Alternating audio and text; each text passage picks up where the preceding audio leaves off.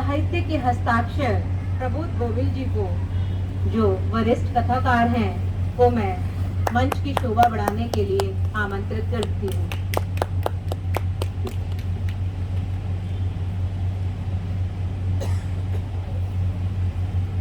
आदरणीय संजीव भानावत जी, जाना पहचाना नाम को मैं मंच पर आमंत्रित करती हूँ। सर, आपका हार्दिक स्वागत है।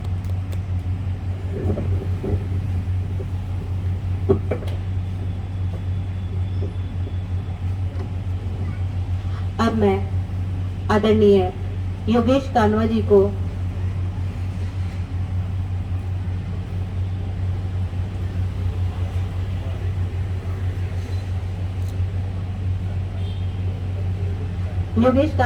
आमंत्रित करने से पहले मैं रविशंकर जी को मंच पर आमंत्रित करती हूँ कि सर, मंच पर आकर आप कार्यक्रम की गरिमा बढ़ाएं।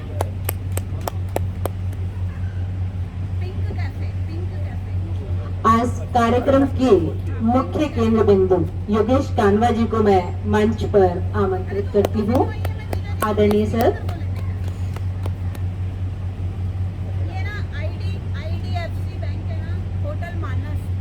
लिटकिन आर्ट यूट्यूब चैनल 2020 प्रत्येक शनिवार को साहित्य और संस्कृति से जुड़ी हुई सभी विधाओं पर इसमें चर्चा की जाती है।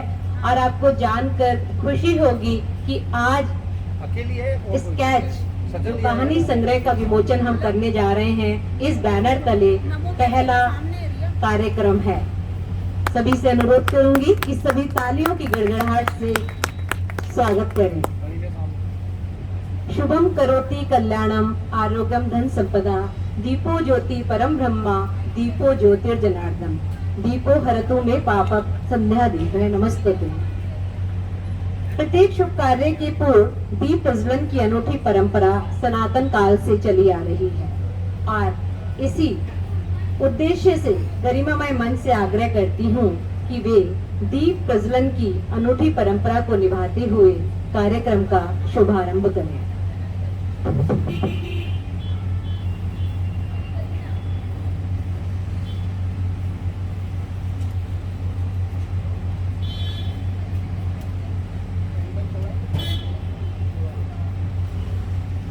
थोड़ा सा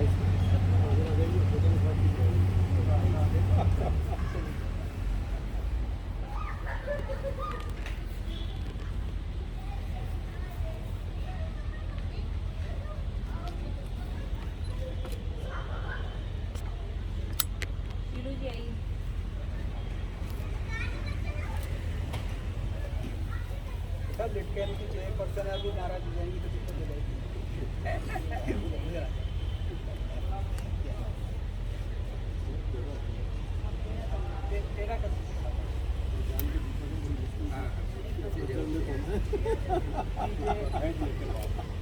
मोटी बनाई हुई है। आज साइन की याद आ रही है इसमें। वो होता ना तो अब तक कैमरा वैमरा ये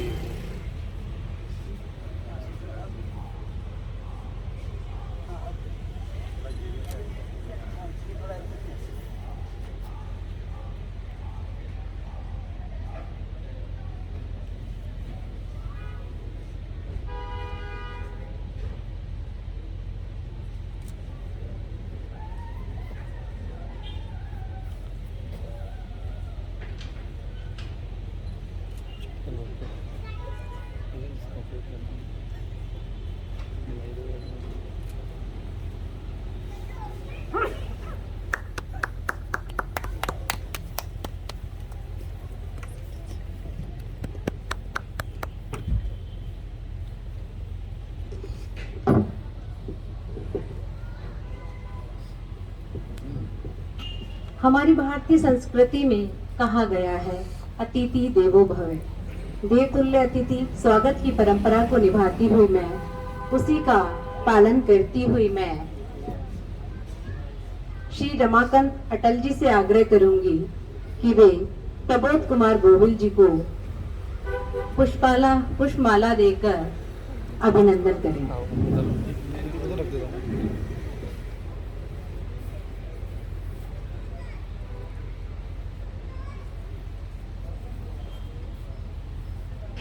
हार्दिक अभिनंदन। श्री टीकम बोरा जी को पुष्पमाला भेंट करने के लिए मैं योगेश कानवा जी से अनुरोध करूंगी।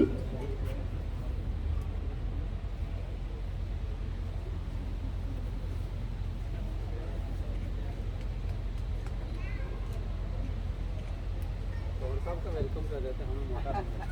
अरे वो क्या बात है। बहुत बहुत स्वागत। शिवांगी कानवा से मैं अनुरोध करूंगी कि वो डॉक्टर संजीव भानावत जी को पुष्पमाला देकर उनका अभिनंदन करें।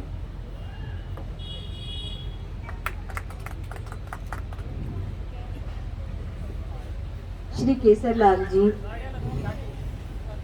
राकेश, डॉक्टर राकेश से मैं आग्रह करूंगी कि वे रविशंकर सर को पुष्पमाला देकर उनका स्वागत करें।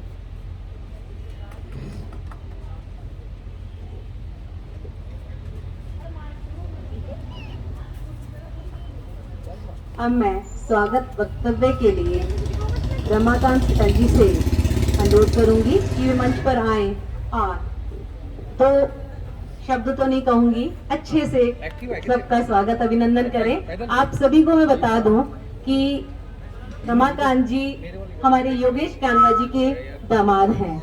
तो एक बेटे का दामाद जो है बेटा ही होता है और दिल्ली से चलकर वे अपने पिताश्री की बुक के विमोचन में आए हैं। स्वागत है। धन्यवाद जी। शुभ संध्या। मैं जितने भी यहाँ पे अतिथिगण हैं उनका स्वागत करता हूँ और आप लोगों को इस शाम के बारे में थोड़ा सा बता देता हूँ कि आज मेरे पिताजी, मेरे श्री योगेश कानवा जी की जो किताब है उसका विमोचन है, जो एक संग्रह है सारी कविताओं का उनका, जो उन्होंने इतनी सारी कहानियाँ लिखी हैं उस सब चीज़ों का, जो एक सामाजिक सरोकार के ऊपर सारी चीज़ों को जो उन्होंने इतने सालों से लिखा है उसका एक संग्रह है। तो आज मैं बहुत खुश हूँ कि मुझे ये मौका दिया गया कि मैं इस प्रोग्राम को स्टार्ट करूँ। तो बहुत बहुत धन्यवाद आप सब लोगों का, और जितने भी यहाँ पे डाइस पे लोग बैठे हैं मैं उनका स्वागत करता हूँ और आशा करता हूँ कि ये सारा कार्यक्रम अच्छा हो। Thank you. मेरा वाला मोबाइल दे।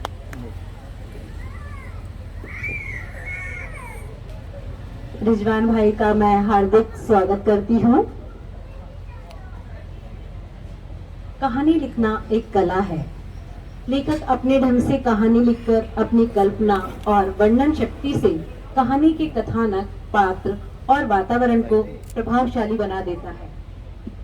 ऐसे ही 27 कहानियों का गुलदस्ता स्केच शीर्षक में जिस प्रभावशाली ढंग से योगेश कानवा जी ने तैयार की है, उसमें मनोरंजन और कौतूहल से अधिक मनुष्य की संवेदनाओं को उभारा गया है। पुस्तक विमोचन की अप्रतिम खुशी को मैं अच्छी तरह महसूस कर सकती हूँ। किताब के सृजन में लेखक का एक एक पल किताब की एक एक लाइन में मौजूद होता है। तो आइए आप सब सभी जनों की उपस्थिति में योगेश कानवा जी की ऊर्जावान लेखनी से सृजित पुस्तक स्केच का हम गरिमामय मंच के द्वारा लोकार्पण करें। मैं आदरणीय शीरू जी से, जो लटकन आर्ट वर्क्स की चेयरपर्सन है, उनसे भी आग्रह करूंगी कि वो भी मंच पर आए।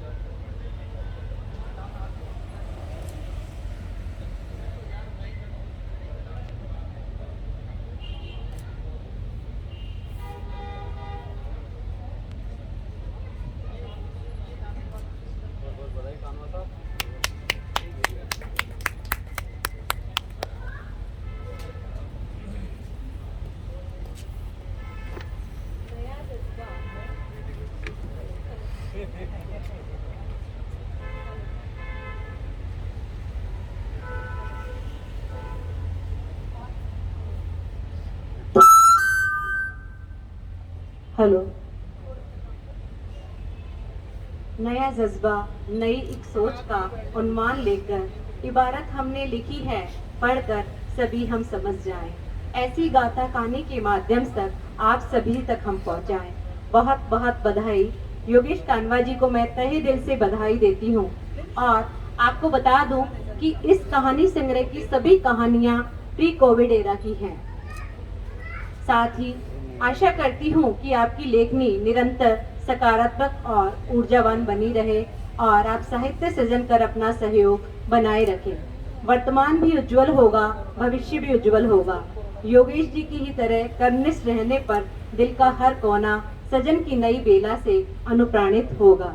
एक बात और बता दूं, कल जनसंपर्क और मीडिया के क्षेत्र में किए गए कार्यों के लिए आदरणीय योगेश कानवा जी को public Relation Society of India के सौजन्य से विशिष्ट उपलब्धि सम्मान से भी विभूषित किया गया है। बहुत बहुत बधाई। आदरणीय सर को मैं बुलाना चाहूंगी कि वे 2 शब्द कहें किताब के बारे में।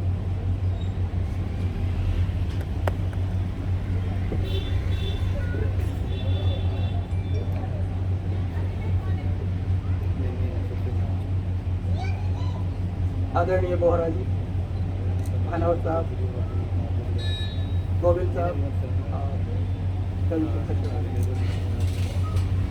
मैडम, आप सभी का हार्दिक अभिनंदन, स्वागत इस संध्या में।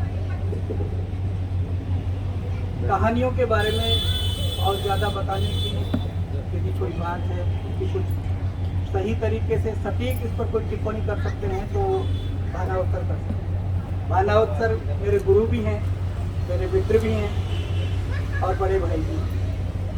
इसलिए वो जब बैठे हैं तो उनके सामने अगर मैं कहूँ कि मेरी कहानियाँ ऐसी हैं तो वो कुछ मैं समझता हूँ शायद सही नहीं होगा। कहानियाँ सामाजिक सरोकारों की हैं, जैसा हमारे कुंवर साहब ने कहा।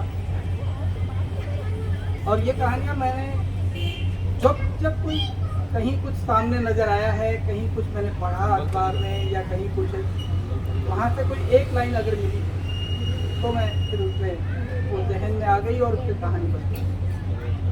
हाँ, एक कहानी का जिक्र जरूर मैं करना चाहूँगा। एक कहानी है इसमें नीचिया की लुगाई। और ये कहानी सन 1980 में जब मैं पहली बार BSc फर्स्ट ईयर में RR कॉलेज अलवर में गया था, गांव में हमने कभी किसी को नहीं देखा था कि कोई आदमी का मैला उठाते और कोई अपने सर पे लेके जाता हो। हम तो गांव में खुले में खेतों में जाते थे, तो मैंने कभी नहीं देखा था और कभी कल्पना में हमने ऐसी कोई बात कभी सोची भी नहीं। वो पहला मौका था जब मैंने अलवर में वहाँ देखा कि एक सफाई वाली आती थी और सुबह सुबह अपना एक औजार और एक परात लेके आती थी और वो उसमें पूरा इकट्ठा करके मल और अपने सर पे लेके जाती थी। तो ये वो त्रासद जो घटना जो थी वो कहीं ना कहीं तब से बैठी हुई थी। तो उसको मैंने इसमें कहानी में प्रवाह, लेकिन मुझे संतुष्टि नहीं मिली। तो उसके बाद में मेरे एक उपन्यास की एक जो उपकथा होती है, मेरा एक अभी आने वाला एक उपन्यास है मंजरी, उसकी उपकथा के रूप में मैंने उसको उसमें जोड़ा। तब कहीं मुझे लगा कि हाँ ये चीज़ ऐसी है। और वो चीज़ आज भी मुझे कचोटती है कि वो घटना 1980 में आज से करीब 42 साल पहले जब तब देखते थे कि आदमी का मैला आदमी ढो रहा है। और आज भी कहीं ना कहीं बहुत सारे ऐसे इलाके हैं जहां आदमी का मैला आज भी कुछ लोग ढोते हैं। ये त्रासद मानवीय ऐसी घटना जिसको किसी भी तरह से हम अमानवीय करार दें या किसी तरह से हम उसको मानवीय नहीं कह सकते हैं, लेकिन फिर भी। और शायद उस वक्त लोग उसमें गर्व महसूस करते थे, जो लोग वहाँ उनके घरों में जिनमें वो आती थी, तो शायद वो बहुत गर्व महसूस करते हैं हमारे यहाँ जमादार नहीं आती सफाई करने के लिए। लेकिन कभी उस तरह की जो बातें हैं उनके कहीं मानवीय सरोकार, मानवीय आधार पर उन लोगों ने शायद नहीं सोचा होगा। और उसमें जो उनके साथ जो दुर्घटनाएं हैं, मैंने उसका भी थोड़ा सा इसमें जिक्र किया है कि किस तरह से उसके साथ दुर्घटना भी घटती है। उस दुर्घटना को जो किस तरह से मान के चलते हैं कि ये हमारे अधिकार है। तो ये जो सामाजिक विडंबना जो वो मुझे कचोटती है। और जितनी भी विडंबनाएं हैं, विद्रूपताएं हैं, विरूपताएं सामाजिक को मुझे कचोटती रही हैं। और उन्हीं में मैं कहीं ना कहीं पहले मैं कविताएं लिखता था, लेकिन मुझे सब कुछ की कमी थी कि मैंने कहानियां लिखना बाद में शुरू कर दिया। तो उन्हीं का एक कहीं ना कहीं परिणाम ये है। बाकी भानाव सर बताएंगे। धन्यवाद।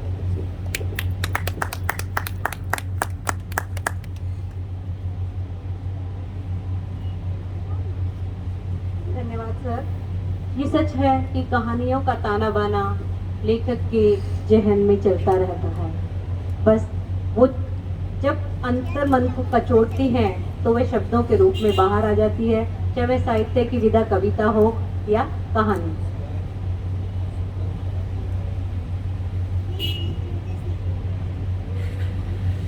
अतिथि उद्बोधन के लिए मैं सर्वप्रथम डॉक्टर संजीव भानावत जी को आमंत्रित करूंगी।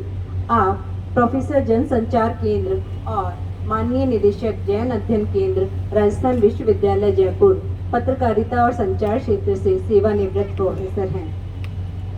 आपके निर्देशन में 30 विद्यार्थियों ने शोध उपाधि प्राप्त की है। आप राजस्थान विश्वविद्यालय की सीनेट अकादमिक परिषद और संयोजक तथा पाठ्यक्रम समिति के सदस्य भी हैं। आपको राजस्थान विश्वविद्यालय की कला स्नातक परीक्षा में सर्वोच्च अंक हासिल करने के लिए राधा कृष्ण खितान स्वर्ण पदक, राजस्थान साहित्य अकादमी आदि अलंकरणों से विभूषित किया जा चुका है। आप समाचार पत्रों, पत्रिकाओं और शोध पत्रिकाओं में लेखों और शोध पत्रों के नियमित योगदान करता भी हैं। आपने पत्रकारिता और जनसंचार से संबंधित लगभग 35 पुस्तकों का संपादन और लेखन किया है। आप मीडिया त्रैमासिक पत्रिका कम्युनिकेशन टुडे के संपादक हैं, जिसे अनुसंधान के क्षेत्र में एक प्रमुख पत्रिका माना जाता है। डॉक्टर भानावत जी का शिक्षा के क्षेत्र में महत्वपूर्ण योगदान है। आपने माता पिता डॉक्टर शांता भानावत तथा डॉक्टर नरेंद्र भानावत की स्मृति में एक उच्च स्तरीय शोध संस्थान की स्थापना की है, जिसमें 13,000 संदर्भ ग्रंथ उपलब्ध हैं, जो हिंदी, राजस्थानी तथा जैन साहित्य सहित पत्रकारिता संबंधी विषयों पर शोध करने के लिए विद्यार्थियों के लिए अति महत्वपूर्ण है। आप जैसी विशिष्ट हस्ती को अपने बीच पाकर हम गौरवान्वित हैं। आदरणीय भानावत जी।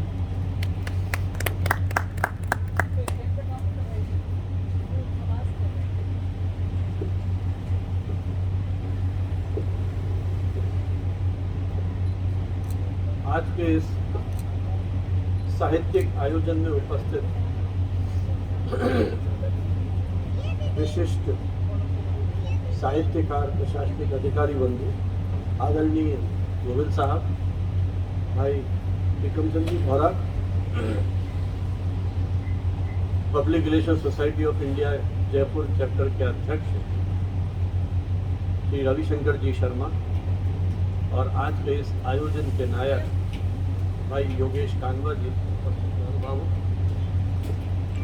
निश्चय ही किसी भी रचनाकार के लिए वो क्षण महत्वपूर्ण होता है जब उनकी कृति पाठकों और समीक्षकों के लिए समीक्षा और उनके पठन पाठन के लिए लोकार्पित हो। योगेश कानवा जी को पिछले करीब 35-40 वर्षों से सतत सक्रिय रूप में काम करते हुए देखता रहा हूँ। 80 के दशक में ये पीजी डिप्लोमा के विद्यार्थी, एक युवा किस तरह से अपनी मेहनत, संघर्ष और रचनात्मक प्रतिभा के बल पे साहित्यिक जगत में अपनी एक पहचान बना सकता है, उस पूरी यात्रा का मैं साक्षात दृष्टा हूँ। आप कल्पना कीजिए, ये और इनके एक अभिन्न मित्र, जिनको मैं ये कहूँगी वो भातृव्रत एक तरह से मित्र है और भाई है, डॉक्टर सुरेंद्र कटारिया, इन दोनों की यात्रा को मैंने बहुत निकटता से देखा है और बड़े गर्व के साथ ये कहते हैं कि इनके करियर की शुरुआत मेल नर्स के रूप में हुई। अब एक व्यक्ति किस तरह से उन सारे संघर्षों से जूझते हुए समाज की उन सारी परिस्थितियों को, जिसका संकेत योगेश जी ने अपने कार्मिक वक्तव्य में किया, उन सारी चुनौतियों को, उन अमानवीय स्थितियों का साक्षात्कार करता है, अपनी एक संवेदनशील दृष्टि के माध्यम से न जाने कितने पात्रों का वो सृजन करता है। उस नर्सिंग उससे शुरू करके उन्होंने ऑल इंडिया रेडियो में अपने करियर की शुरुआत की और 3 दशक की एक शानदार पारी उन्होंने वहाँ पर खेली। आकाशवाणी में आने के बाद तो मेरा इनसे बहुत जुड़ाव रहा और अनेक इनके संयोजन में कार्यक्रमों में भी सहभागिता करने का मौका मिला। उनकी रचनात्मकता, उनकी कल्पना शक्ति किसी कार्यक्रम को आयोजित करने के पीछे, किस तरह से विषय चयन से लेकर के वक्ताओं को आमंत्रित करने के लिए और कई बार इनके संयोजन में भी मुझे सहभागिता करने का मौका मिला। तो इनकी वो जो एक दृष्टि है, पैनी दृष्टि है, उसका कई बार मुझे साक्षात्कार करने का मौका मिला। जब स्केच के लोकार्पण की बात आई, जैसे कि इसके नाम से स्पष्ट स्केच, और उन्होंने भी कहा कि उन मानवीय भावनाओं का जिस तरह से शब्द चित्र उन्होंने खड़ा किया, ये पुस्तक जैसा संयोजिका रेणु जी ने कहा प्री कोविड काल में लगभग सभी कहानियां, कोई एक आध शायद छूट गई हो तो अलग बात है, ये सभी कहानियां देश की प्रमुख पत्र पत्रिकाओं में प्रकाशित हो चुकी हैं। तो अलग अलग दौर में, लगभग इनके 3 साल के दौर में ये जो कहानियां प्रकाशित हुई है, ये संग्रह के रूप में पाठकों के समक्ष 27-28 कहानियां, आपने 27 बताया, मैंने गिना था, उसमें 28 थी, हो सकता है एक नंबर आगे पीछे हो गया हो। तो 27-28 कहानियों का ये संग्रह है, जिसका प्रकाशन शाही ब्लू बुक्स दिल्ली ने किया। लगभग 150 पृष्ठों की ये पुस्तक। इसकी जो एक विशेषता मुझे लगी, मैं इन्हीं के शब्दों में इस पुस्तक पर अपनी टिप्पणी शुरू करूंगा। जो अपनी बात इन्होंने लिखा है इस पुस्तक के प्रारंभ में, जीवन समंदर की लहरों की मानंद है, लहरें दूर से चल के आती हैं, कभी शांत तो कभी अपने आप से आवेशित, उज्ज्वलित, आंदोलित, और अपना सारा गुबार साहिल की चट्टानों पर निकालती है और वापस मिल जाती है उसी समंदर में। अनंत है यह रिश्ता, जिसकी जैसी समझ, जितनी समझ, वो अपने हिसाब से इस रिश्ते को आंकता है, समझता है। ये पंक्तियां इस बात का स्पष्ट संकेत है कि योगेश खानवा अपनी लेखनी के माध्यम से उस विविध प्रकार की भावनाओं को जिस तरह से चित्रांकित करते हैं, अभिव्यक्त करते हैं, बल्कि कुछ मैंने वाक्य भी नोट किए हैं। मुझे लगता है कि एक एक वाक्य भी जब लेखक उस प्रभाव में लिखता है, जिसकी शायद विस्तार से व्याख्या गोविल जी हमारे बीच में है, टिकम जी हमारे बीच में है, जो स्वयं रचनात्मक सृजनात्मक साहित्य से जुड़े हुए हैं, तो वो जो एक संवेदनशील दृष्टि साहित्यकार की होती है, रचनाकार की होती है, किस तरह से वो जो पंक्ति उनके मन से प्रस्फुटित होती है, उस पर मुझे लगता है लंबी व्याख्या की जा सकती है, चिंतन मनन किया जा सकता है। ऐसी बहुत सारी पंक्तियां मैंने इनकी कहानियों में देखा और उनको महसूस किया। बहुत सारी कहानियां हैं जिसके माध्यम से इन्होंने बहुत सारे चरित्रों को, जो मुख्य रूप से हमारे समाज के जो अलग अलग पक्ष हैं, पारिवारिक रिश्ते हैं, उनको बहुत गहराई से योगेश जी ने देखने, परखने और फिर उन पात्रों के माध्यम से जीने का प्रयत्न किया। जो भाषा की सहजता है, सरलता है, छोटे छोटे वाक्यों में किस तरह से वो गंभीर बात कहने में सक्षम है, ये कृति उसका पर्याय है। भाषा, जैसा मैंने आपसे कहा कि जो शब्द हैं इनके, वो अपने आसपास के जीवन से उठाए हुए हैं। कहीं इन्होंने एक भाषा का पांडित्य प्रदर्शन की जो प्रवृत्ति है वो कहीं नहीं। जो कथोपकथन है, छोटे छोटे वाक्य, किस तरह से पात्र आपस में संवाद करते हैं और वो छोटे छोटे वाक्य उस कहानी में रुचि पैदा करते हैं। मैंने हालांकि परसों रात को उस आयोजन में पुस्तक ली थी, कल दिन भर कुछ कार्यों में व्यस्त था, देख नहीं पाया, तो आज सुबह से जब मैं पढ़ने बैठा, लगभग एक सिटिंग में आधी से अधिक किताब को जो है वो पढ़ लिया। कहानियों में वो उत्सुकता है, वो रोचकता पैदा करती हैं कि हम उस एक सांस में उस पूरी कहानी को पढ़ जाते हैं। कहीं वृद्धावस्था की टीस है, तो कहीं पारिवारिक हिंसा के प्रति इनके मन में एक कारुणिक भाव जगा है, कहीं वर्क प्लेस के हैरेसमेंट को संकेत किया है।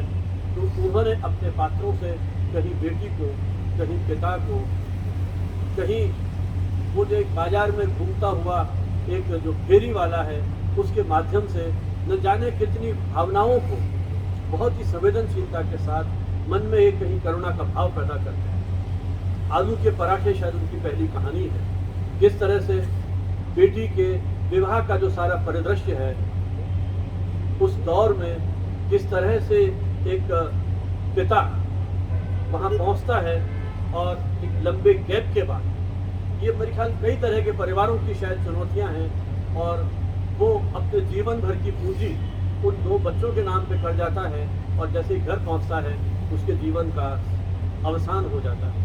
और उन बच्चों के दिल पे इतने लंबे समय बाद पिता के दर्शन हुए, लेकिन शायद उस तरह के जीवन में जो संवाद की स्थिति होनी चाहिए थी, कई कारण रहे होंगे, परिवार किस तरह से टूट रहे हैं, लेकिन कहीं ना कहीं जो एक स्वर बाद में आता है कहानी का, वो एक उत्साहपरक या एक सकारात्मक संदेश देता है। कहीं निराशा या कुंठा की बात नहीं, तो जीवन के उन सारे प्रश्नों को इन्होंने बहुत सजगता और जीवंतता के साथ देखा और समझा है। औरत के भीतर की औरत, हिरण्य सी कुचाले भरती वह महिला कितनी खुश थी अपनी प्रदर्शनी को लेकर। परिवार से अपनी अभिरुचियों को पूरा न करने में अपनी एक मित्र से जो उसको सहयोग मिलता है, उसके उस उमंग और उल्लास को बहुत ही गहराई से, बहुत ही उमंग से, उल्लास से लेखक योगेश कानवा ने जीने का प्रयास किया है। और एक मित्रता किस तरह से एक ऐसी महिला जो अपने परिवेश के कारण, पारिवारिक सहयोग न मिलने के कारण जो पेंटिंग में उसकी रुचि थी उससे वंचित होती है, किस तरह से वो उसको प्रेरित करती है, कितनी सरलता और सहजता के साथ वो उसको समझा देती है। विसायती बाबा, एक छोटी सी बच्ची, देखिए कहीं ना कहीं वो एक सांप्रदायिक सद्भाव वाली जो बात है, जैसा इन्होंने बताया कि वो अमानवीय यातनाएं उस दौर में उन्होंने देखा और कहीं ना कहीं उनका लेखक मन उससे विचलित होता है, तो शायद उस रूप में भी समाज के अलग अलग पात्रों को वो देखते हैं कि वो रहमान एक छोटी सी बच्ची जब उनसे सोने के उसकी बात करती है, वो कोई गोटे की बात करती है, तो कहीं ना कहीं वो पिघल जाते हैं और बड़ी मेहनत करते हैं उस 10-12 साल की बच्ची की मनोभावना को पूरी करने के। और एक गैप आता है, कहाँ वो सारा सामान लेकर के प्रतिदिन वहाँ आया करते थे और वो आस पड़ोस की जो मोहल्ले की महिलाएं वहाँ आकर के उसका सामान खरीदती थी, वो गैप आया, सभी लोग कहीं चिंतित थे और एक अनायास वो आते हैं और उस बच्ची की जो इच्छा थी उसको पूरा करते हैं। तो किस तरह से और उसके साथ ही वो जीवन से भी अलविदा करते हैं। तो देखिए उन भावनाओं के माध्यम से उस वात्सल्य को, किसी तरह का रिश्ता नहीं है जो हम रिश्तों की बात करते हैं समाज में, लेकिन उस संवेदना को किस तरह से उसने पकड़ा कि एक सामान बेचने वाला किस तरह से एक बच्ची के साथ अपने आप को जोड़ता है और उसकी इच्छा को पूरी करने के लिए शायद इस तरह की भावनाएं हमारे उन सामाजिक रिश्तों में भी आने लगे, जो जिस हम सामाजिक सौहार्द की और इसकी बात पुस्तकों में पढ़ते हैं शायद वो यथार्थ रूप में ले सके। कुछ कहानियां ऐसी हैं जो जो जो पाश्चात्य संस्कृति से जो हमारा प्रभाव पड़ रहा है हमारे परिवेश, चाहे वो महिलाएं हैं चाहे पुरुष हैं, या इसको दूसरे रूप में कहूँ तो महिला पुरुष संबंधों के बीच जो दैहिक प्रेम भावना है वहां से ऊपर उठ करके किस तरह से हम उन परिवारों को टूटने से बचा सकते हैं, मुझे लगता है उस पर केंद्रित जो 3-4 कहानियां हैं उसमें जिस स्पष्टता के साथ उन्होंने उस व्यक्ति की भावनाओं को, महिला पुरुष संबंधों को मनोवैज्ञानिक धरातल पर प्रस्तुत करने की कोशिश की है, वो योगेश कानवा की, मुझे लगता है कि उस समाज के परिवर्तित स्वरूप को जो देखने और परखने की क्षमता है। रिश्तों की जमीन आज बांध होती जा रही, बंजर की धरा पर आज सैकड़ों नागफनियों ने फिर अपना सिर उठाया है। जीवन में इस खुलेपन को, परिवारों पर पड़ने वाले इस प्रभाव को नीलोत्पल और नीलिमा जैसे चरित्रों के माध्यम से दहक कहानी में इन्होंने व्यक्त किया है। नीलेश और डॉली जैसे चरित्रों के माध्यम से बॉस कहानी में इन्होंने आधुनिक युग में उस पाश्चात्य संस्कृति की बढ़ती यौन उन्मुक्तता की ओर संकेत करते हुए पवित्र प्रेम को कहीं न कहीं प्रतिष्ठित करने का प्रयास किया। देखिए उस पात्र के मन में जो अंतर्द्वंद चलता है, विचारों के सैकड़ों नाग उसके तनमन को लिपटते हुए उससे जान पड़ते हैं, जो घसीट रहे थे एक ऐसी ऊंची खाई में अपनी लपलपाती जीभ से उसे चाटने को। देह की दहक रिश्तों की महक को किस तरह से बदमिजाज करती है। देखिए एक एक वाक्य जो है वो कहीं हमें सोचने को विवश करता है। कर्म और कंकर का कोई पता नहीं होता, एक कंकर गटर में बहता है तो एक कंकर शंकर बन जाता है। तो किस तरह से इन्होंने इन छोटे छोटे वाक्यों के माध्यम से उन मानवीय भावनाओं का, मानवीय कार्य व्यापारों का जिस तरह से चित्रण किया है, मुझे लगता है इस नाम के स्केच कहानी जो इनकी बहुत बड़ी है, जो इसका मूल जो आलेख है उसमें वही जो बात है कि भावनाओं के जो चितेरे हैं या जिस तरह से रेखा चित्रों के माध्यम से इन्होंने बात कही है, देह की जीत, वेनका और चिंटू जैसे चरित्रों के माध्यम से घरेलू हिंसा की शिकार मेनका का संघर्ष, बेटे की पढ़ाई के लिए वो टक्कर लेती है और अंततः स्वयं को देह से अधिक कहीं साबित करने का प्रयत्न करती है। बेटा उसका चिंटू, जब उसके पिता ने उसकी पढ़ाई के लिए पैसा देने के लिए मना कर दिया, इस प्रकार से वो ऋण दे करके उस बच्चे को पढ़ाती है, तो माँ का जो वात्सल्य है उन सारे संघर्षों की मुक्ति नहीं है, कहीं ना कहीं संघर्ष करती है और एक जुझारू चरित्र के रूप में हमारे सामने आती है। तो ऐसी बहुत सारी कहानियां हैं। नदी का जो उन्होंने मानवीकरण किया है, मुझे वो पंक्तियां भी बड़ी रोचक लगी हैं, जिसमें इन्होंने लिखा, स्त्रीवर वही जो तुमने महसूस किया, देखा तुमने इन लोगों ने मेरा क्या हाल। देखिए नदी जो है, मतलब एक अधिकारी, एक युवा जो पढ़ने के लिए अमेरिका चला गया, 20-25 साल बाद जब अपने गांव में लौटता है तो वो अचंभित हो जाता है कि मैं कैसा गांव छोड़ के गया था, जिसमें प्रकृति का एक सुंदर वो सारा स्वरूप था, लेकिन उस तथाकथित विकास के नाम पे पर्यावरण को जिस तरह से नष्ट किया गया, तो वो कहीं न मन में बेचैन है। और देखिए एक किस तरह से नदी जो उसके सामने बहती थी, उस नदी में उसने उस सारे जीवन के उस उल्लास को जिया है, और जब नदी उसको नहीं दिखती है तो उसके मन की पीड़ा, और शायद वही उसकी अंतरात्मा है जो वहाँ उस सारे परिवेश पर अपनी टिप्पणी कर रही है। वो नदी जो है स्त्री रूप में, वो आवाज उसको आ रही है उस कहानी के नायक को, और वो क्या कहते हैं, इन लोगों ने मेरा क्या हाल बना दिया है, मैंने इनका क्या बिगाड़ा था, अपनी ही धुन में कल कल बहती थी मैं, कोई कमी नहीं रखी थी मैंने इन लोगों का ध्यान रखने में, मेरा पानी पीते थे, फसलों को पिलाते थे, फिर इनका लालच बढ़ा, पंप सेट लगाकर दूर दूर तक मेरा पानी ले गए, पर मैं बावली खुश होती थी, सोचती थी कितनी अच्छी बात है, मेरा पानी कहाँ कहाँ पहुँच रहा है। चारों ओर खुशहाली थी, लहलहाती फसलें, नाचते झूमते लोग, और फिर इनकी भूख और बढ़ी, मेरे रास्तों को रोका, एनिकट्स बनाकर, ऊंची ऊंची दीवारें बनाकर, और मैं सिकुड़ती गई भीतर ही भीतर, धीरे धीरे। लेकिन उससे भी ज्यादा तकलीफ मुझे थी, मेरी धार के साथ जीने वाली मछलियां भी मर रही थी, वो परिंदे जो मुझ पर ही आश्रित थे अब कहीं नहीं दिखता, शायद वो भी मर गए होंगे या फिर कहीं और चले गए होंगे, लेकिन बेचारी ये मछलियां उड़ नहीं पाती, अब ये कहाँ जाएं, मेरे साथ साथ इनको भी मरना पड़ रहा है, कौन समझता है मेरे और उन मछलियों के दर्द को। और जैसे जैसे मैं बंजर होती गई, मेरे भीतर कंकाल जमते गए, और फिर एक दिन मुझे लगता है कि ये जो टिप्पणियां हैं, शायद वो योगेश कानवा का जो अंदर का भीतर का कलाकार है, उसका जो एक विचारक के रूप में, एक संचारक के रूप में, कम्युनिकेटर के रूप में शायद वो कहीं संदेश देने का प्रयत्न करते हैं। और एक इनकी कहानी है, उसमें तो बड़ा व्यंग्य का बड़ा पहनापन है, जो हमारी पूरा जो लोकतंत्र पे जिस तरह से एक कटाक्ष उन्होंने किया है कि किस तरह से एक बस आती है और कुछ डाकू उसमें सामान ढूंढते हैं। अब बात आती है FIR लॉन्च कराई जाए। जब FIR लॉन्च की बात आई तो वो ड्राइवर कहता है कि साहब मैं तो गाड़ी जब्त हो जाएगी, मेरे पे गाड़ी का तो परमिट ही नहीं। फिर कंडक्टर को कहा कि भाई तुम करा दो FIR लॉन्च। साहब मुझे तो जो मूल कंडक्टर है, ओरिजिनल कंडक्टर, उसे ठेके पर रखा हुआ है, मैं अपना हिस्सा निकाल करके बाकी पैसा उसको दे देता हूँ। फिर वो बात आई, उस बस में एक पटवारी भी था, उस पटवारी से कहा भाई तुम करा दो FIR लॉन्च। अजी साहब मेरे दिक्कत हो जाएगी, मैं तो ऑफिशियली कलेक्टर साहब के साथ ड्यूटी पे गया हूँ, मैं यहाँ बस में जा रहा हूँ, उसने गाँव चला गया मैं तो। फिर एक कोई और एक व्यक्ति, हाँ मास्टर साहब से कहा, मास्टर साहब कहते हैं साहब मेरे तो स्कूल में वहाँ अटेंडेंस लग रही है, मैंने FIR लॉन्च कराई तो मेरे तो वहाँ प्रॉब्लम हो जाएगी। अब देखिए किस तरह की स्थिति मतलब जो है, तो वो पूरा उसके आगे और चलती है, तो बहुत ही पीछे कटाक्ष उन कहानियों के माध्यम से है।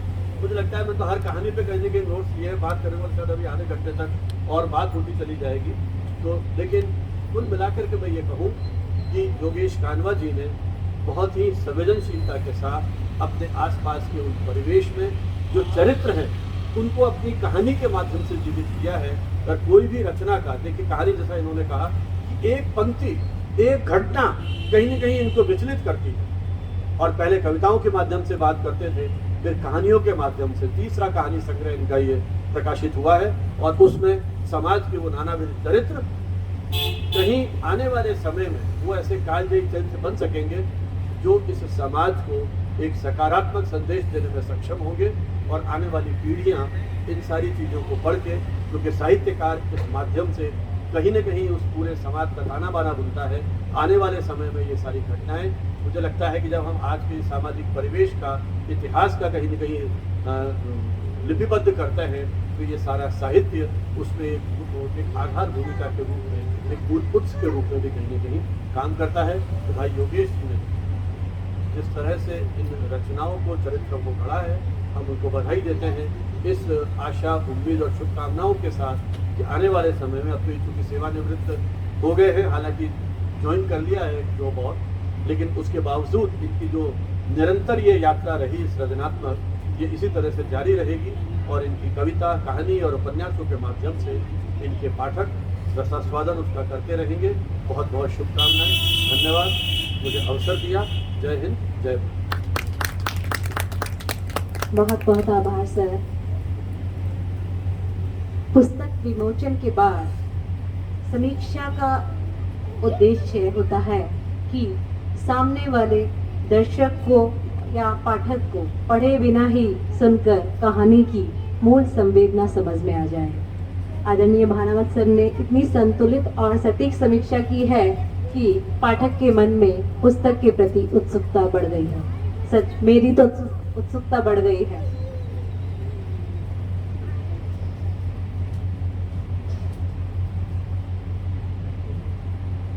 प्रबोध कुमार गोविल जी, पूर्व प्रोफेसर व निदेशक, ज्योति विद्यापीठ महिला विश्वविद्यालय जयपुर। अब मैं आपको अतिथि उद्बोधन के लिए बुलाने जा रही हूँ। आपका नाम जाना पहचाना है, किसी परिचय का मोहताज नहीं है, फिर भी मैं प्रबोध कुमार गोविल सर के लिए इतना ही कहूँगी कि सहज, सरल, उदार मना, वरिष्ठ कथाकार, जिनकी सोहबत बड़ों का आशीर्वाद, इष्ट का वरदान और उपकृत दुआओं की बदौलत है। आपका सानिध्य और आशीर्वाद हमें हमेशा ऊर्जा देता है। इन पंक्तियों से मैं आपको आवाज दूंगी। कुछ चेहरे यूं नहीं मुस्काया करते, रंग बासंती वो यूं ही नहीं उड़ाया करते। बड़ी जिम्मेदारी है वरिष्ठ पद निभाना। आप जैसे शख्स साहित्य सर्जना कर दुनिया को यूं ही नहीं महकाया करते, यूं ही नहीं महकाया करते।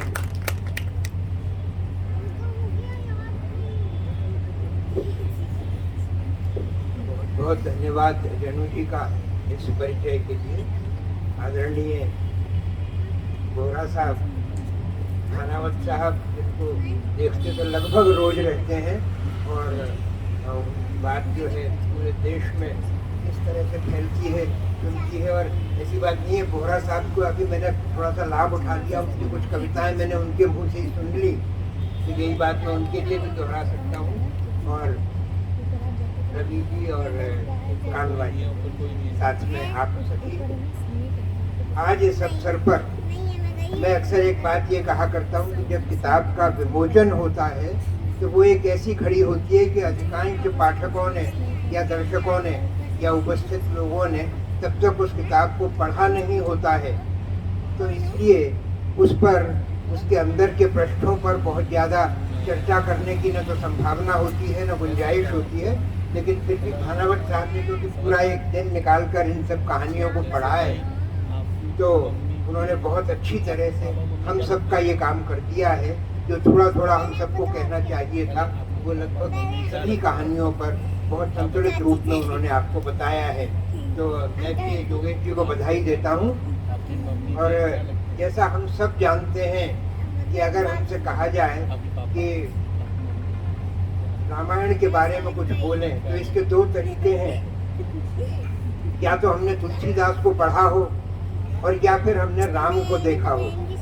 तो मैं इस दूसरे तरीके का लाभ उठाता हूँ और योगेश जी पर कुछ कहता हूँ। पुस्तक तो मैं पढ़ने के बाद कहूँगा या लिखूँगा। योगेश जी, मैं आपको बताऊँ कि मैं कुछ वजह से भारत में बहुत सारी अलग अलग जगह घूमता रहा अपने पूरे सेवा के दौरान। कई राज्यों में रहा, कई शहरों में रहा, और अमूमन 2-3 वर्ष के बाद केवल मुंबई और दिल्ली, दो ऐसे शहर थे जहाँ मैं लंबे समय रहा, 10 साल से ज़्यादा। बाकी सभी जगह में 1-1, 2-2 साल में परिवर्तित होता रहा। तो जब मैं लौट कर, मैं जयपुर से ही गया था, और जब मैं वापस जयपुर आया और यहाँ पहली बार मुझे योगेश जी ने जब आकाशवाणी में आमंत्रित किया, तो मैं ये सोचता हुआ जा रहा था कि देखो, यहाँ कई लोग, हमारे कई मित्र हैं, वो कहते हैं कि हम 20 साल से यहाँ आ रहे हैं, 30 साल से यहाँ आ रहे हैं, 15 वर्ष से यहाँ आ रहे हैं, और हमें हर जगह जाके नई ABC से शुरुआत करनी पड़ती है। लेकिन जब मैं वहाँ पहुँचकर और मैंने योगेश जी से मैं मिला तो मुझे आपको सही बता रहा हूँ कि पहले ही क्षण से ऐसा लगता रहा कि जैसे ये व्यक्ति मेरे से बहुत पहले से परिचित है। इन्हें मेरे बारे में सब कुछ पता था, मेरी कहानियों के बारे में, मेरी किताबों के बारे में, वहाँ आकाशवाणी पे मेरे अनुभवों के बारे में, ये सब बहुत अच्छी तरह से पहले से ही जानते थे। और इन्होंने मुझे वही व्यवहार, वही अनुशासन और उसके साथ मेरी रिकॉर्डिंग के लिए मुझे ले गए जैसे मैं यहाँ हमेशा से आता रहा हूँ। और मैं आपको सही बताता हूँ कि मैं बिल्कुल निश्चिंत हो गया कि मैं जो कुछ सोच रहा था उसमें कोई ज़्यादा दम नहीं है। और यहाँ तो मैंने बिल्कुल उसी तरह अपनी पहली रिकॉर्डिंग उनके सामने कराई। उसके बाद तो ये सिलसिला चल निकला, लगातार हुआ। और जैसे जैसे उनके परिचय के साथ मैं उनकी कहानियाँ, चाहे वो उनके पत्रिकाओं के माध्यम से हो या फिर ई बुक्स के माध्यम से या इन जो मंच हैं उनके माध्यम से हो, मैं उन्हें पढ़ने लगा।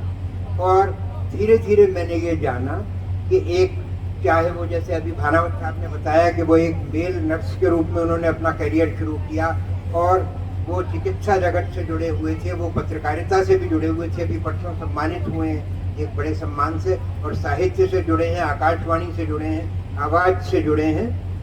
लेकिन उनकी कहानियों में जो एक आदमी की, जो कहते हैं कि जो एक संवेदनशीलता, एक मानवीय चेतना जो होती है, वो बहुत प्रखरता के साथ दिखाई देती है। वो अपने समय को देखते हैं, उस समय के पात्रों को देखते हैं, घटनाओं को देखते हैं, स्थितियों को देखते हैं, परिस्थितियों को देखते हैं और बहुत नपे तुले सटीक शब्दों में निशाना लगा करके उस बात को कह देते हैं, उस बात को रेखांकित करते हैं जो कि उनकी बात को कहानी में तब्दील कर देते हैं। तो उनके कहानी संग्रह स्केच के, जैसा कि इसका ये शीर्षक है, ये बहुत कैची है स्केच जो है, और ये ऐसा वो है। और ये उनके कलात्मक दृष्टिकोण को भी बताता है स्केच, यानी वास्तव में वो अपने समय का स्केच ही करते हैं अपनी कहानियों में।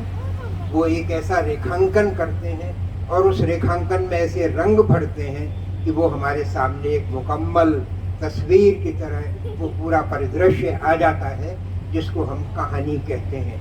तो एक बड़े कहानीकार की संभावना हमेशा से उनके मैं देखता रहा हूँ उनके बीच में। और इस अवसर पर उनकी नवी पुस्तक के विमोचन के मौके पर मैं इसी बात को फिर से हाईलाइट करता हूँ, इसी बात को रेखांकित करता हूँ कि भविष्य में उनसे हमें और संभावनाएं हैं, बहुत ज़्यादा अपेक्षाएं हैं। क्योंकि जब वो सेवा में थे तो वो शायद उतना समय नहीं दे पाते होंगे, लेकिन अब वो सेवानिवृत्त हो जाने के बाद यद्यपि उन्होंने अपनी जिम्मेदारी और बढ़ा ली है, लेकिन फिर भी वो अब समय और दे करके और कुछ गंभीर रचनाएं, उत्कृष्ट पुस्तकें जल्दी हमें देंगे।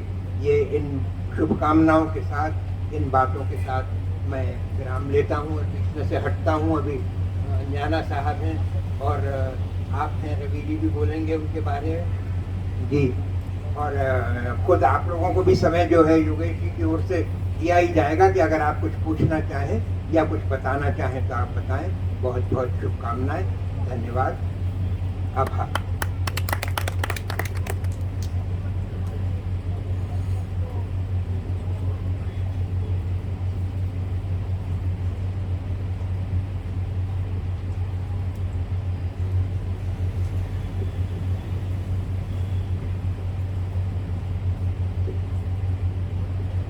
बहुत ईमानदारी के साथ कान्वा जी के गुणों को वर्णित किया।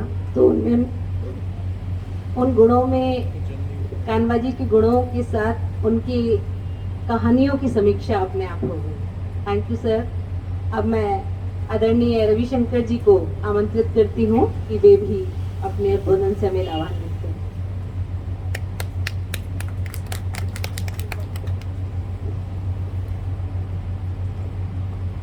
धन्यवाद रेणु जी। मंच पर विराजमान आदरणीय मौला साहब, प्रमोद कुमार संजय जी, भानावत जी और उसका आज एक सुखद अवसर है। हम एक प्रबुद्ध साहित्यकार श्री योगेश कानवा जी की कथा संग्रह स्केच के विमोचन समारोह में शामिल। कहानियाँ हमारे आसपास घटती ही रहती हैं, हम लोग देखते रहते हैं, लेकिन हर कोई आदमी उसको अपने शब्दों में बयान नहीं कर सकता। ये कथाकार की और साहित्यकार की दृष्टि होती है कि वो जो कुछ घटित हो रहा होता है आसपास उसको शब्दों में बयान कर देता है, और वहीं से साहित्य से उनकी यात्रा शुरू हुई। जो आज पुस्तक रूप ले पाई है कथा संग्रह स्केच योगेश कानवा जी की कृतियाँ मैं पिछले 1-1.5 साल से ज़्यादा विशेष रूप से देख पा रहा हूँ। उन्होंने जो उसको वीडियो भी बना करके फिल्म की, जिनमें मानवीय संवेदनाओं के चित्रण हैं। सबसे बड़ी बात यह है कि महसूस सब करते हैं, पर जिस ढंग से महसूस कानवा जी ने किया है घटनाओं को, अपने आसपास के चरित्रों को, और उसको वर्णन किया है कि पाठक उसको पढ़ता जाए या उसको जैसे वीडियो में हमारा है तो उसको देखता और समझता जाए, ये एक बहुत अच्छी उपलब्धि है। मेरा बहुत वर्षों से तो नहीं, लेकिन पिछले करीब 7 साल से कानवा जी से परिचय है। इसी बीच और हम निकट आए थे प्रोफेसर सोसाइटी या चैप्टर का। इस वर्ष जो हम लोग उन व्यक्तित्वों का चयन कर रहे थे, हमको पुरस्कार दें, तो अनायास ही हम योगेश कानवा जी के ऊपर, क्योंकि हम ये चाहते थे, हमारा संगठन यही चाहता है कि गरिमा पूर्ण होता है। अवार्ड हर किसी को नहीं मिलता है, उसकी उपलब्धियाँ होती हैं तब बनता है, और योगेश जी की उपलब्धियाँ हमारे लिए से जिसको कहते हैं, जिसको भी हमने कहा कि हम ये समाज की समिति में उन्होंने उसको सहज स्वीकार किया। तो ये प्रसन्नता है कि परसों ही हमने जो आयोजन किया है, आपने हमारा ये जो अवार्ड था उसको स्वीकार करके हमको अनुग्रहित किया, उसका गौरव बढ़ता है। और आगे सृजन यात्रा उनकी बहुत जारी रहे और अच्छी रहे, और समाज को प्रेरित करते रहे, अपने पाठकों को करते उसको। आज बहुत समाज में विसंगतियाँ हैं, सब कुछ है, आज सद्भाव का वातावरण का भाव है, विश्वास टूट रहा है लोगों में। हमारे ऐसा वातावरण बने साहित्यकार का ये धर्म है, और जो भी आज समाज का दर्पण तो ये पहले नहीं पढ़ते आए हैं, जब शुरुआत की है साहित्य समाज का दर्पण। तो दर्पण तो है, समाज की घटनाओं का चित्रण भी है, लेकिन समाज को थोड़ा बहुत सुधारने की जिम्मेदारी साहित्यकारों की, कलमकारों की है। उसमें योगेश जी अपना योगदान देंगे और साहित्य की यात्रा जारी रहेगी। मैं यही शुभकामनाएं और इस पुस्तक के लिए बनाएगी। बहुत बहुत आभार सर। आपकी इस बात से तो मैं बिल्कुल सहमत हूँ कि यदि पुरस्कार योग्य व्यक्ति को मिले तो पुरस्कार की गरिमा दुगनी हो जाती है। जैसा कि आजकल हमारे जयपुर में आयोजित पुरस्कार वितरण समारोह हास्य पात्र बन रहे हैं। तो कल जो योगेश जी को पुरस्कार मिला विशिष्ट उपलब्धि के लिए, वो गरिमा योग्य था। राजकीय अधिस्नातक महाविद्यालय कन्या महाविद्यालय चौमू में हिंदी के सह आचार्य पद पर कार्यरत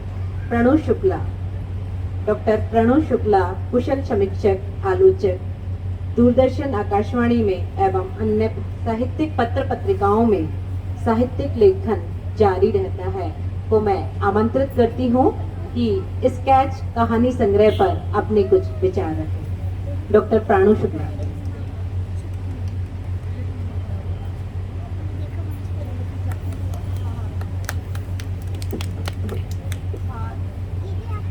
धन्यवाद आदरणीय रेणु दीदी। मंच पर उपस्थित प्रबोध गोविल सर, मेरे अभिभावक के रूप में समस्त मंच है आज। आदरणीय Tikam Bohra Anjana sir, Sanjeev Bhanawat sir, Public Relation Society of India के अध्यक्ष आदरणीय रविशंकर शर्मा सर, और आज के इस सारस्वत आयोजन के उत्सव पुरुष आदरणीय मेरे बड़े भाई योगेश कानवा सर, सबसे पहले तो मैं योगेश कानवा सर को बहुत अधिक हृदय से बधाई देती हूँ कि आज आपका यह कहानी संकलन प्रकाशित हुआ, हम सबके बीच में आया।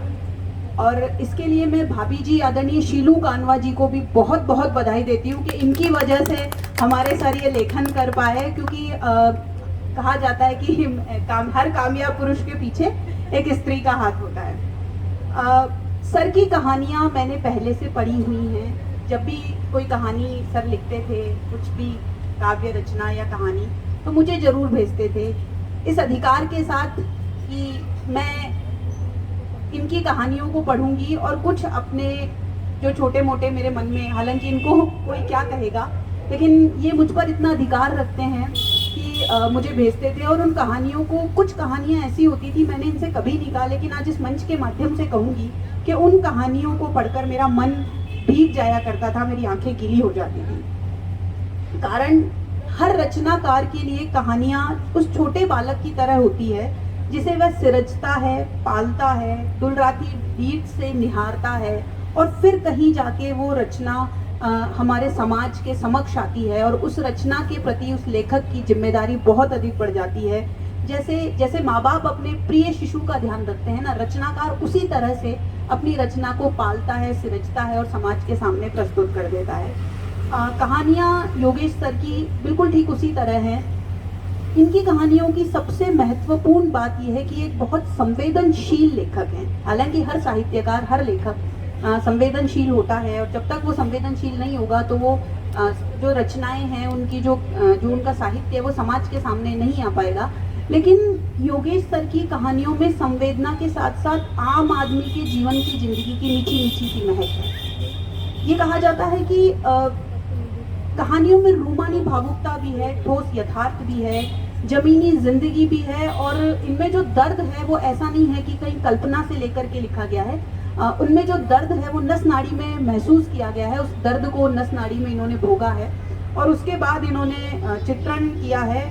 ये जिस तरीके से जीवन शैली को अपनी आत्मसात करते हैं, तो मुझे लगता है कि उन्होंने इस कहानी में भी उस जीवन शैली का सारा सत्व है, सारा उत्स है, वो निकाल करके भर दिया है। इन कहानियों में इनकी आत्मा का सौंदर्य है, इनकी आत्मा शुद्ध और शाश्वत है।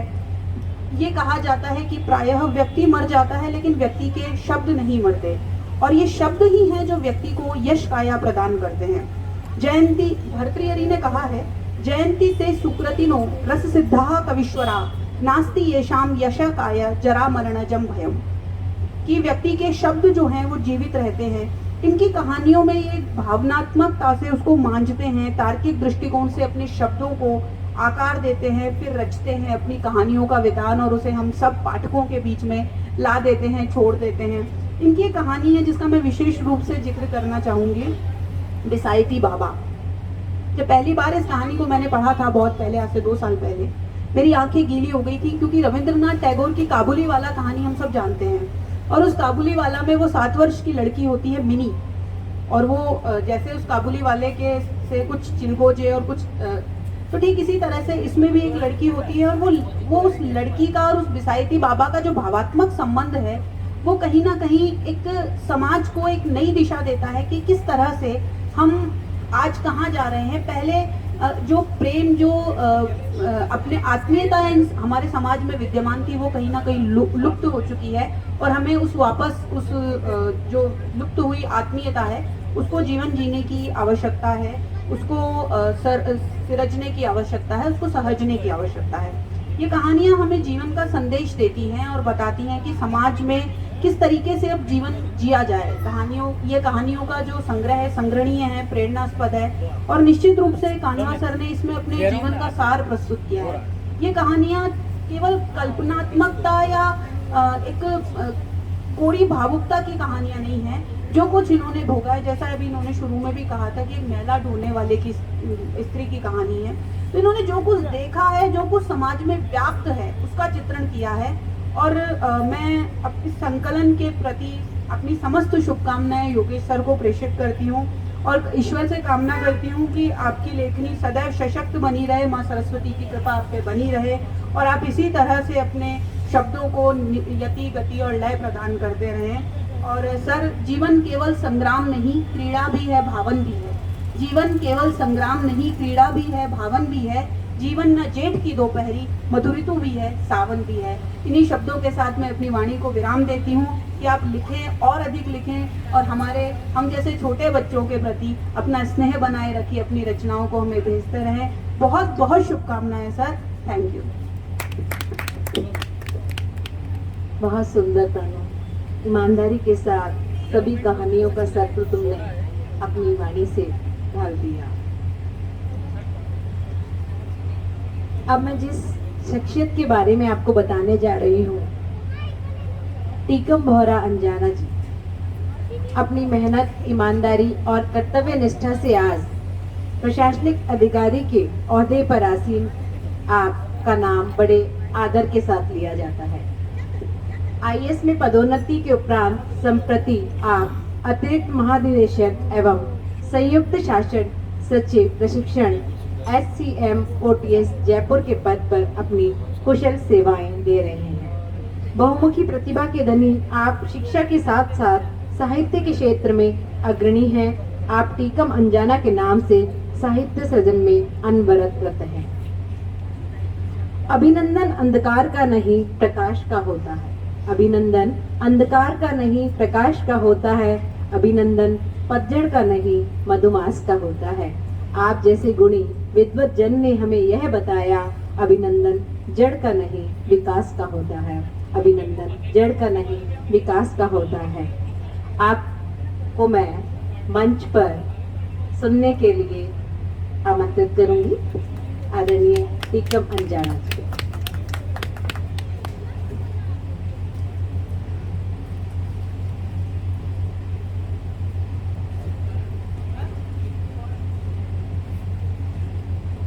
लिटकिन आर्ट वर्क्स के बैनर तले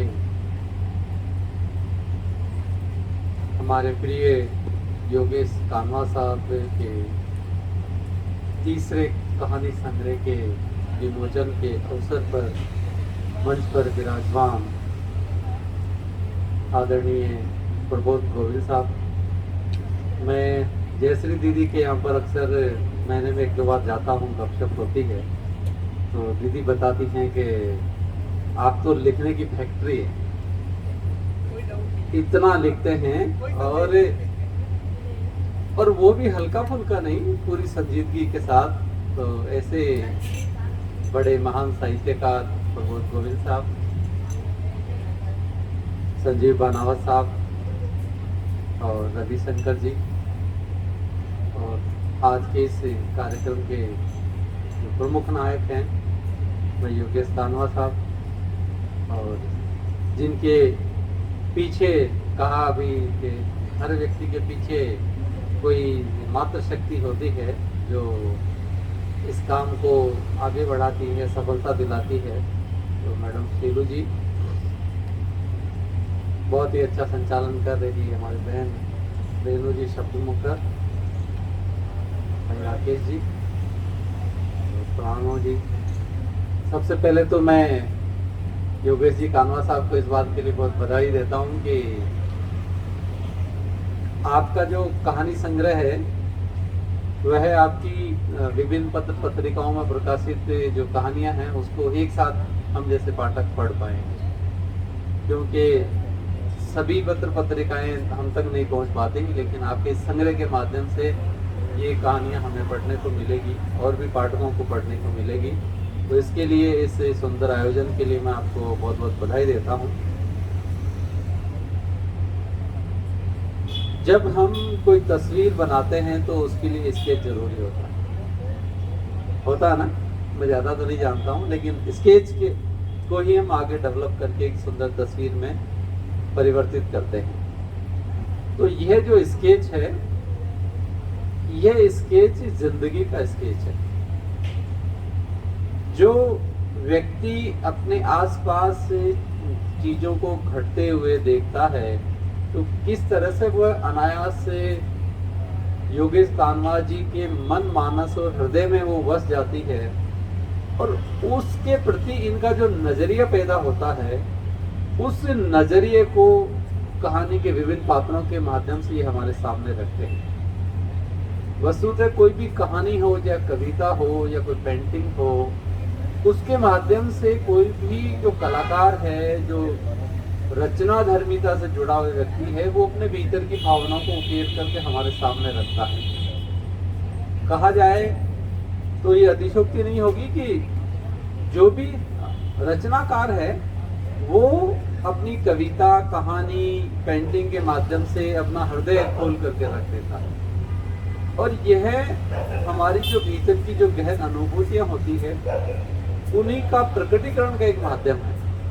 तो आपके भीतर जो एक अच्छा इंसान बैठा हुआ है, और अच्छा इंसान उन घटनाओं के प्रति क्या महसूस करता है, उसके मन में क्या टीस है, वह उन घटनाओं में क्या सुधार चाहता है, उन चीजों को एक उकेरने का एक अच्छा प्रयास है। आसपास में जो हमें विषय हैं वो नित्य प्रतिदिन मिलते रहते हैं, लेकिन जो एक संवेदनशील और मानवीयता से भरा हुआ इंसान होता है, उसका हृदय हमेशा उन सामाजिक विद्रूपताओं के खिलाफ खड़ा होता है। जब वह मौखिक रूप से, भौतिक रूप से उन विद्रूपताओं का सामना करने के लिए उसे अवसर नहीं मिल पाता, या समय नहीं मिल पाता, या परिस्थितियां उसे अलाउ नहीं करती है, तो वह अपने भीतरी जो इंसान होता है उसको कहानियों के माध्यम से लाता है हमारे सामने, और वो एक विद्रोह करता है कि ये जो चीजें सही नहीं हैं उनको सही करना चाहिए। तो इस नाते एक जो मानवीय जो संवेदनाएं हैं, उन संवेदनाओं से भरी हुई कहानियां हमारे बीच में स्केच के माध्यम से आई हैं। मैं पुस्तक तो यद्यपि नहीं पढ़ पाया, लेकिन मानव साहब ने उसकी जो समीक्षा की है, तो निश्चित रूप से मेरी इसमें रुचि है, और जल्दी में पुस्तक पढ़कर भी अपने जो विचार हैं वो आपके सामने रखूंगा। और प्रबोध गोविल साहब ने बिल्कुल सही कहा कि योगेश कानवा साहब से मैं भी जब ऑल इंडिया रेडियो पर पहली बार मिला तो मुझे लगा ही नहीं कि मैं इनसे पहली बार मिल रहा हूँ। इतने सहज, सरल और आत्मीय हैं कि कोई व्यक्ति इनसे मिल करके कभी महसूस नहीं करता कि ये पहली बार मिल रहे हैं। तो ये आपके व्यक्तित्व का एक आकर्षण है, एक सहजता है, सरलता है, एक ये आपके भीतर जो एक अच्छा इंसान है, उस अच्छे इंसान के कारण से हमें ऐसा महसूस होता है। विभिन्न अवसरों पर हम मिलते रहे, ऑल इंडिया रेडियो के अलावा भी कई आयोजनों में मिलते रहे, और अक्सर हमारी बातचीत होती रहती है। तो बहुत ही आत्मीयता से भरा हुआ आपका हमेशा व्यवहार देखने को मिला। और अभी एक नदी की जो कहानी थी उसके बारे में आपने बताया, अनायास ही मैंने अपना मोबाइल भी टटोला। मुझे भी मेरे गांव के पास में एक नदी थी जो आजकल तो सूखी हो गई है, या कहते हैं मर गई है। तो वो चीज मेरे भीतर भी एकदम से योगेश कानवा साहब की जो कहानी थी वो मेरी कविता में किस तरह से ढली हुई थी। हम किस तरह से समान रूप से इन चीजों को सोचते हैं कि आंखों से दिखती है सूखी नदी, आंखों से दिखती है सूखी नदी, जिसके पेटे में उग आए हैं कई विलायती बबूल। आंखों से दिखती है सूखी नदी, जिसके पेटे में उग आए हैं कई विलायती बबूल, पाँव से ज्यादा आंखों में चुभते हैं जिनके सूल। आंखों से दिखती है सूखी नदी, जिसके पेटे में उग आए हैं कई विलायती बबूल, पाँव से ज्यादा आंखों में चुभते हैं जिनके सूल, मगर मेरे मन के भीतर अब भी बहती है वो नदी, मगर मेरे मन के भीतर अब भी बहती है वो नदी, बहती नदी का निनाद मुझे आज भी है याद, बहती नदी का निनाद मुझे आज भी है याद। जुलाई अगस्त में वो जितने वेग से बहती थी, उससे ज्यादा तेज तो वह मेरे भीतर रहती। जुलाई अगस्त में वो जितने वेग से बहती थी, उससे ज्यादा तेज तो वह मेरे भीतर रहती थी।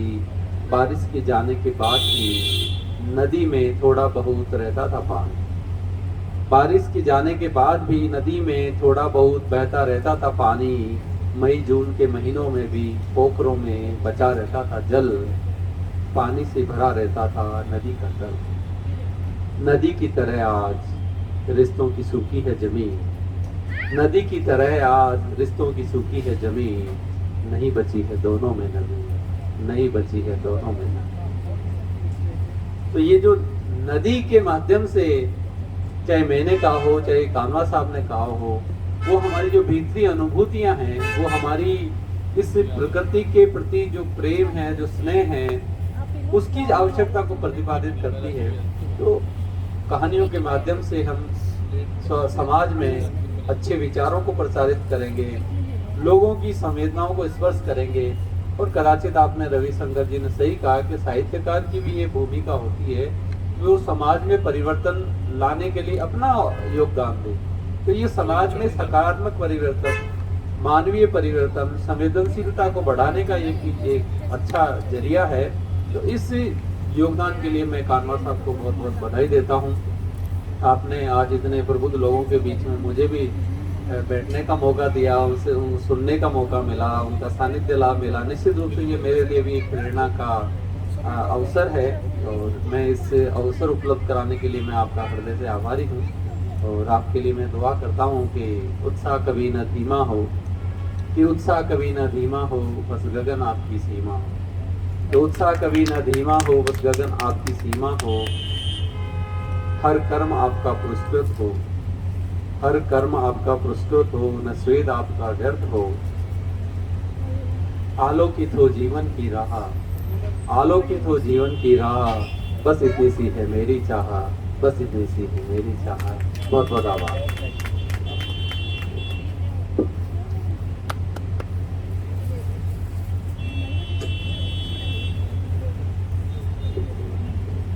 बहुत बहुत आभार सुखदेव सर। आपकी कविताएं इतनी गहन होती हैं और हर कार्यक्रम में हम टीकम जी सर की कविताओं का लाभ उठा ही लेते हैं। अब मैं लिटकन आर्ट वर्क्स की चेयरपर्सन शीलू कानवा जी से आग्रह करूंगी कि वे आए और आभार प्रदर्शन की परंपरा को निभाएं। आदरणीय शीलू जी।